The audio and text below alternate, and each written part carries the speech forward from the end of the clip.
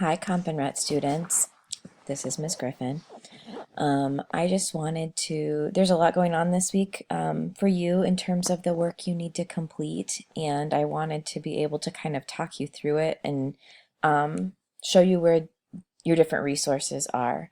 I am gone again.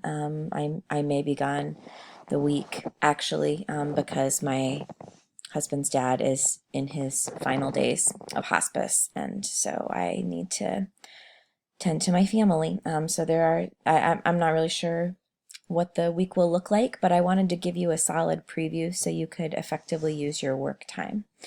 So just as a reminder, this calendar in your Schoology folder is kind of your lifeline for what the specific things to work on each day are. I tried to put the links in Schoology as well, but just come back to this calendar anytime you need it. I wanted to kind of preview the next couple weeks for you just a little bit because you can see you're really digging into the heart of your research paper. And this brief overview of research paper requirements is basically your unit guide for your research analysis paper. And it kind of just lays out what are the different practice pieces, some of which you've already started, and kind of the big picture goal. So I just want to remind you that your goal is to really understand this issue. The point of this paper is to lay out both sides of the controversy and try to understand why each side thinks what they do. So you're using your book, your author, as a starting point. This is one person's opinion on this issue. Then you're going to figure out what other people who agree with your author think and how maybe it's similar to or slightly different from your author. And finally, we're going to work on people who disagree with your author, the opposing side. And all of these views will come into your paper. And the overall big picture goal of this paper is for you to help your reader understand this issue as you see it. You are analyzing the different viewpoints that make up this issue and what make it a controversy. So hopefully that helps you kind of clarify what you're doing here. This week, if we come back to the calendar, my computer at home is a dinosaur. It's super old, really slow. So if we come back to the calendar, you can see that this week is mostly about research, and that's going to go into next week as well. So what I want you to think you're working toward are these two deadlines. The first one is your preliminary works cited. That will be due at the beginning of class next Wednesday.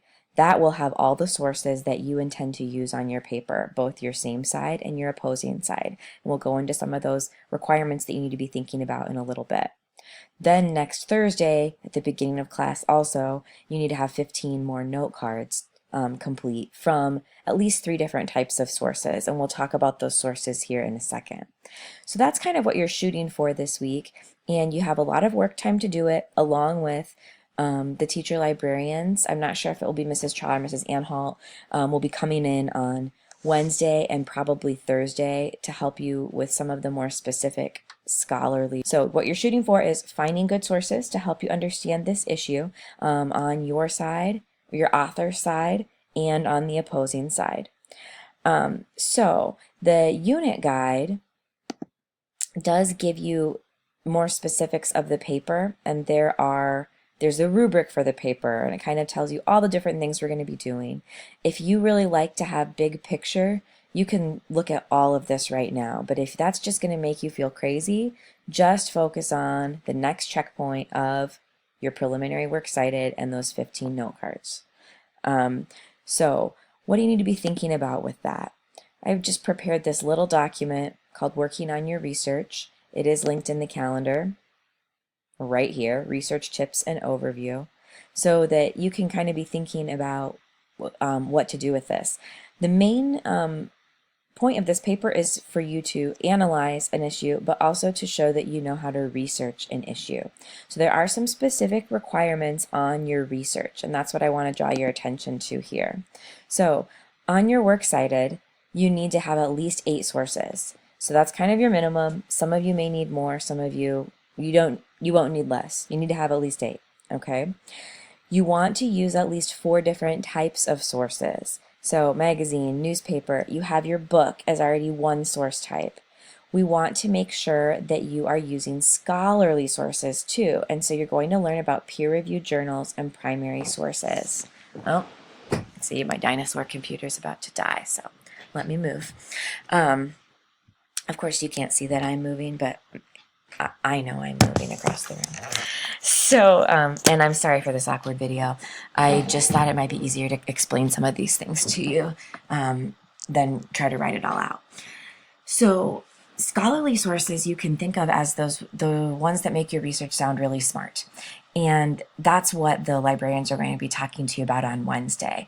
You want to use databases for this paper. You want to use peer-reviewed journals and primary sources to make your research really shine. So make sure that you have at least 4 different types of sources. So not all magazine, not all newspaper, but a nice blend. And make sure you're using credible sources, but also some scholarly sources to make your research, just to make you sound smarter, honestly, and to make it seem like you really did your work. Not just to make it seem like you did your work, but so that you actually did the work. That's the point of this paper. Okay? Work on using MLA format. My intention is to have your ethical controversies back to you by next Monday with feedback on your works cited. They're looking pretty good, but make sure you're using the Purdue OWL and paying attention to MLA format, and I'll guide you to your specific issues next Monday that you need to fix.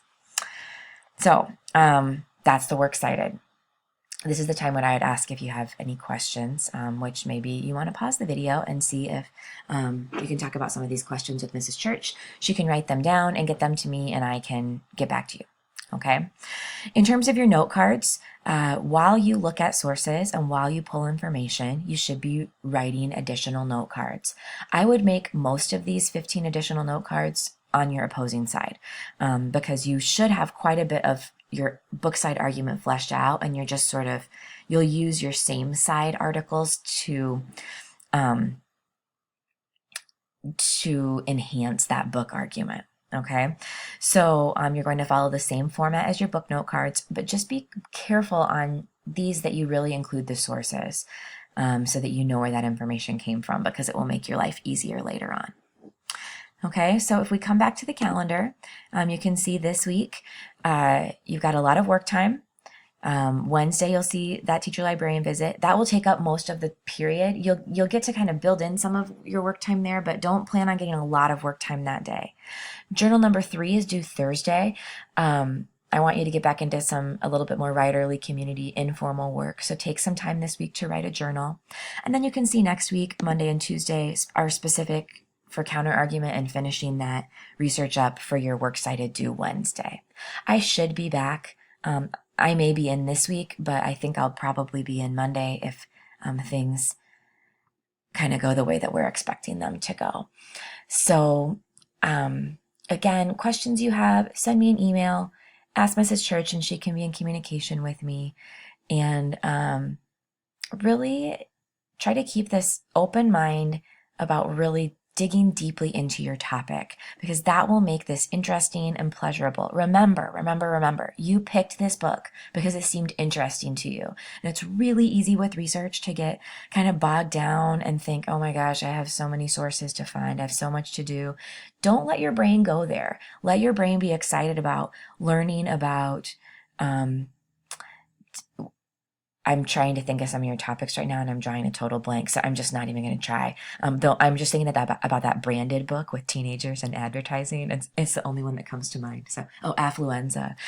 So remember, you picked your book because it was interesting to you. This is an opportunity to really learn about different people's views on this issue, and so make yourself get into the mindset where you're enjoying the learning, and it will be fun and interesting. And yes, let me know how I can support you, and I will do my best when I can. I always appreciate your flexibility, and I hope you have a good week.